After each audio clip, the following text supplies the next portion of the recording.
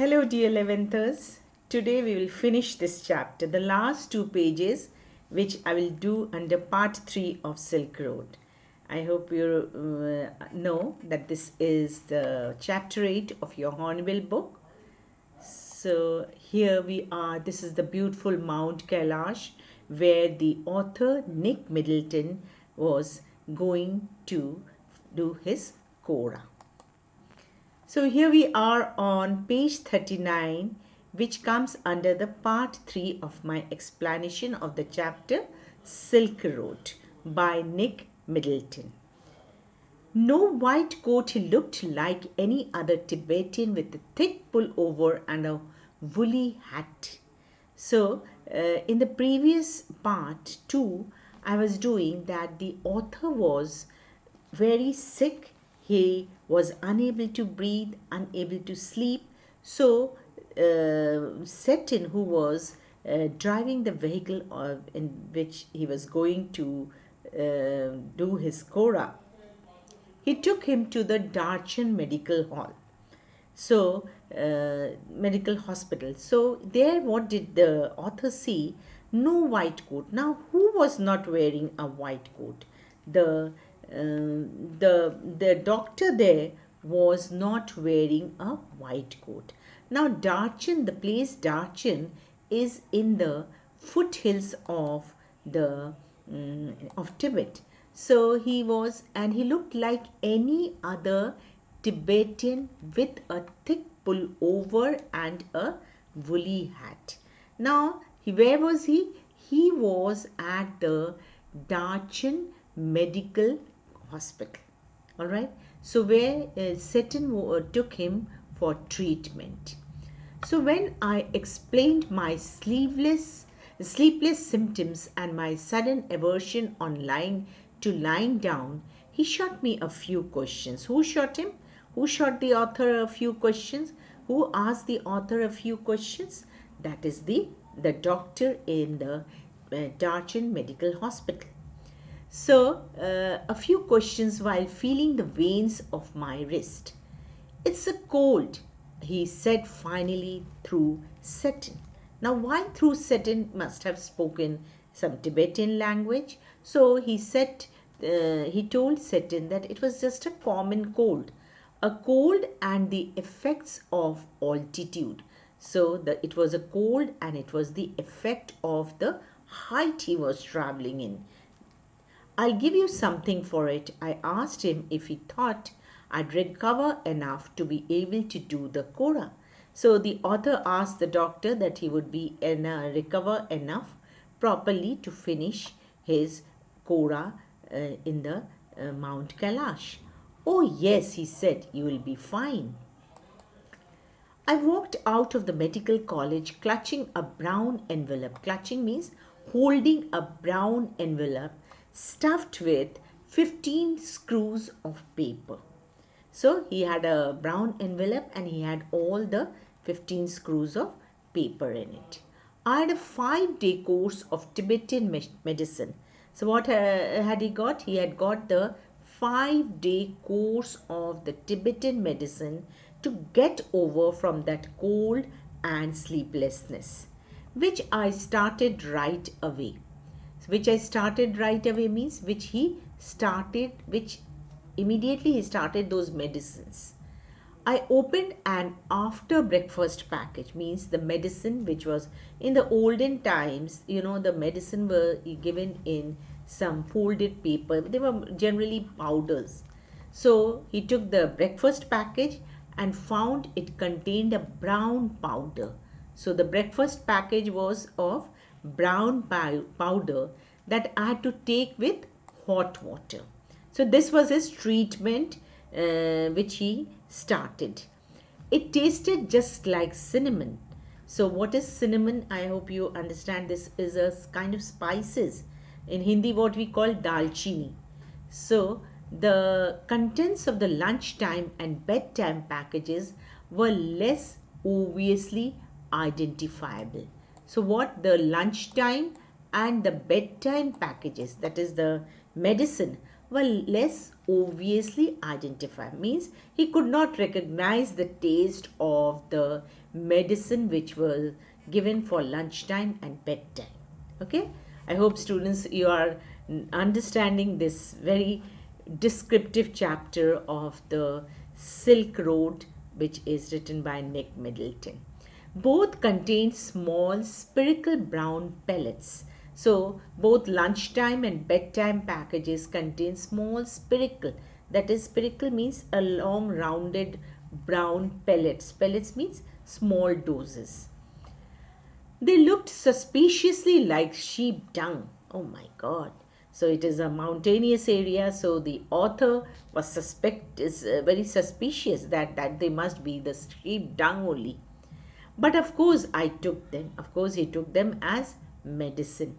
That night after my first full day's course, that is the medicine for the full day, I slept very soundly. That is the effect of the medicine had started, and like a log, not a dead man. That he slept like a log, like a huge piece of wood is left aside and it remains undisturbed. In the same way, the author was undisturbed sleeping because the course of medicine he had taken for the whole day. Once he saw that I was going to live, Seton left me. So what Seton understood that he would survive, he would be alive, he would not die. That is the author. Seton left him at that point. To return where? To return to Lhasa. As a Buddhist, he told me, so what was Seton? Seton was a Buddhist. He told me he knew that it did not really matter if I passed away. So it did not really, that is the spirituality of Buddhism, that it doesn't really matter if a person passes away, that he is rid of the life. It is in the Buddhist belief. But he thought it would be bad for business. So Seton thought that if the author died, then it would be a bad reputation for his business, because he must be a person who used to ply the tourists in that place. Darchin did not look so horrible after a good night's sleep. That is, the place, Darchin, did not look so horrible, that is so bad, after a very restful night's sleep for the author. It was still dusty, partially derelict. So Darchin was very dusty because we had read in the second part that it was no vegetation was there. It was huge land, fields, and like that. So it looked partially derelict, means a very neglected, a very poor condition place, and punctuated by heaps of rubble and refuse. Punctuated means hurdle.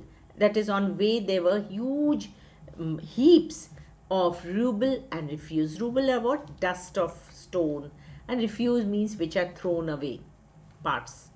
But the sun shone brilliantly. But the weather was better on that day, and the sun was shining brilliantly in a clear blue sky, and the outlook across the plain to the south gave me a vision of the Himalayas.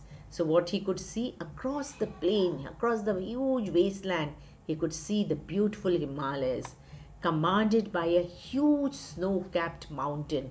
So commanded means very identifiable, very definite, defined by a huge snow-capped mountain. And what is it? Gulla Manhatta. It's a small sub-range of the Himalaya only. Himalayas are the great range of mountains, no? So it's a sub-range of the Himalayas. That is Gulla Manhatta. Alright? I hope students here are understanding. With just a wisp of cold cloud suspended over its summit. So at the back of these mountains, there were just a wisp of, means just a color of little clouds were suspended, were floating over its summit. Summit means the peak of the mountains. The town had a couple of rudimentary general stores. Which town? He was in Darchin. So rudimentary means a very compulsory general stores selling Chinese cigarettes, soap. These are the essentials, soap and other basic provisions, as well as the usual strings of prayer flags. So in the second part I had explained what are the prayer flags, how these hilly people they put prayer flags so that the entire countryside remains protected by these prayers in prayer flags. In front of one, men gathered in the afternoon for a game of pool, and the battered table looking supremely incongruous.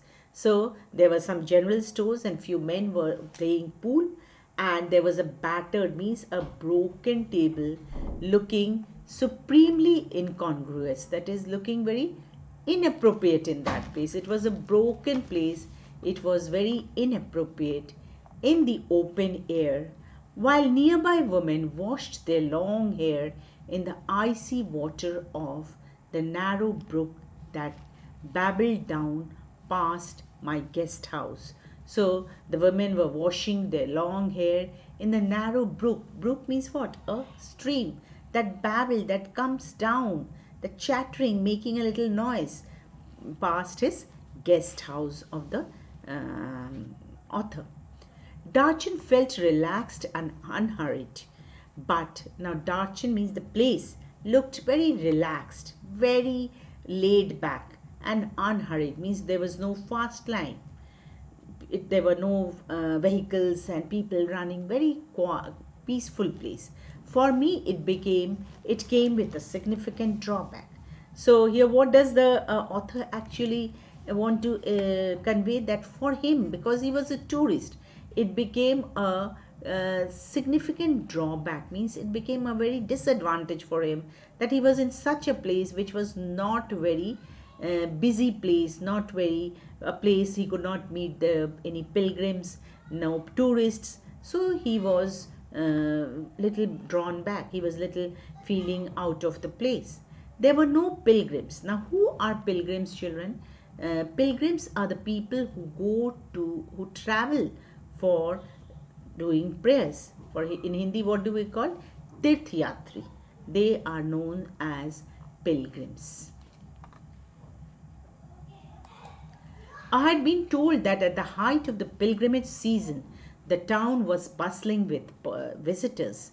So he had learned that at the height of the pilgrimage season, the town Darchin was always full of visitors. Many brought their own accommodation, that is, own place to live. Enlarging means a big one, and the settlement round its edges as they set up their tents, which spilled down onto the plain. So this were the settlement, the tents. They used to just erect the tents, and they used to stay there in the pilgrimage season. I had timed my arrival for the beginning of the season, but it seemed I was too early. So the author understood that he was too early for the pilgrimage season, and therefore there were very less number of pilgrims. One afternoon I sat pondering my options, thinking over his options over a glass of tea in Darchin's only cafe. Where was he sitting? He was sitting in the only cafe. After a little consideration, after a little thinking, I concluded they were severely limited. That is, there were no options and they were severely limited, very less of them. Clearly, I had not made much progress with my self-help program on positive thinking. So he was feeling lonely, so much out of place, that he could not think about any positively. He was thinking what he could do to complete his Quora. The cafe had a single window beside which I had taken a position so that I could see the pages of my notebook. So he was sitting next to a window, and in that light he could see his notebook. I had also brought a novel with me to help pass the time. Now, who comes? Another character comes, Nobu. Nobu arrives, saw my book when he came in, and asked with a gesture. Gesture means with a sign, if he could sit opposite me at my rickety table. Rickety means what? A wobbly, in a very bad condition, when the table is loose, all the screws are loose. Those are moving kind of. That is wobbly table. You English? He inquired after he had ordered tea. I told him I was, and we struck up a conversation. So they started conversing. I did not think he was from those parts because he was wearing a wind chitter and a metal rimmed spectacles of a western style. So Nobu was wearing a wind chitter and he was wearing the spectacles in a western style. He was Tibetan, he told me. So Nobu was a Tibetan but worked in Beijing at the Chinese Academy of Social Sciences. So this you must remember, that where was he working? He was working at the Chinese Academy of Social Sciences in the Institute of Ethnic Literature. Now, what is the meaning of ethnic literature? Or being members of a group of people sharing a common and distinctive racial, national, religious, linguistic, cultural heritage, ethnic we say, of one area, of one cultural heritage. I assumed he was on some part sort of field work. Yes and no, he said. I have come to do the Kora. Now, Nobu had also come to do the Kora in the mountains. My heart jumped. That is, the author said that he was very happy to hear that because the author had also gone there to do his Kora. Nobu had been writing academic papers about the Kailash Kora. Academic papers, that is, he was writing some kind of thesis about the Kailash Kora and its importance in various works of Buddhist literature for many years, he told me, but he had actually done it himself. When the time came for me to tell him what brought me to Darchen, his eyes lit up. So Nobu was also very happy that they both had the same mission of doing the Kora. One was writing on Kora and one was to finish the Kora. We could be a team. So both of them decided to form a team, that is, both together. Two academics who have escaped from the library. Perhaps my positive thinking strategy was working with all. So both of them were happy to get each other's company. My initial means in the beginning, relief at meeting Onobu, who was also staying in the guest house, was tempered by the realization that he was also almost as ill equipped as I was for the pilgrimage. So both were very ill equipped, means not well provided for the pilgrimage. He kept telling me how fat he was and how it was hard it was going to be. So he was very fat and it was very difficult for him to go up on the mountains. Very high up, he kept reminding me, so tiresome to walk. So he was so much apprehensive that how will he climb those mountains. It was very tiresome for him to walk. He wasn't really a practicing Buddhist. It transpired, means it revealed that he wasn't a very practicing Buddhist, but he had enthusiasm, and that is, he had the zeal, he had the wish, he had the desire. Of course, he was a Tibetan. Although I had originally envisaged making the trek in the company of devout believers, so the author had originally envisaged, means he had predicted that he would go for Kora with some devout people, with some very religious believers. On reflection, I decided that perhaps Nobu would turn out to be the ideal companion. He suggested we hire, that is, they wanted to rent out these yaks, there's these animals the people take to ride on the mountainous areas. So hire some yaks to carry our luggage, which I interpreted as a good sign. Interpreted means which the author also understood that it was a good sign, and he had no intention of prostrating. That is, he had no intention, because he was a fat person. Nobu had no intention of lying down. Prostrating means lying down himself all round the mountain. He had also, both of had to do the Kora. One had to write on the Kora and the author had to finish the Kora. Lying himself all round the mountain. Not possible, he cried, collapsing across the table in a hysterical laughter. So he said that it was not possible for him to lie down in the mountains and enjoy. In a very hysterical laughter, he said not possible. It wasn't his style, and anyway his tummy was too big. So it wasn't his style, and he could not lie in the mountains, near the mountains, because his tummy was too, his stomach area was too big, and he could not lie down and then get up. So he had no such plans. He had the plans to hire a yak and go up to finish writing on the Quora. So here we complete the chapter. I hope you have understood the entire chapter. Now students, if you like my explanation, please subscribe, share and like, and of course you write in the comments wherever you don't understand so that I can explain it further. So see you soon students with the next chapter of your class 11. So bye bye students.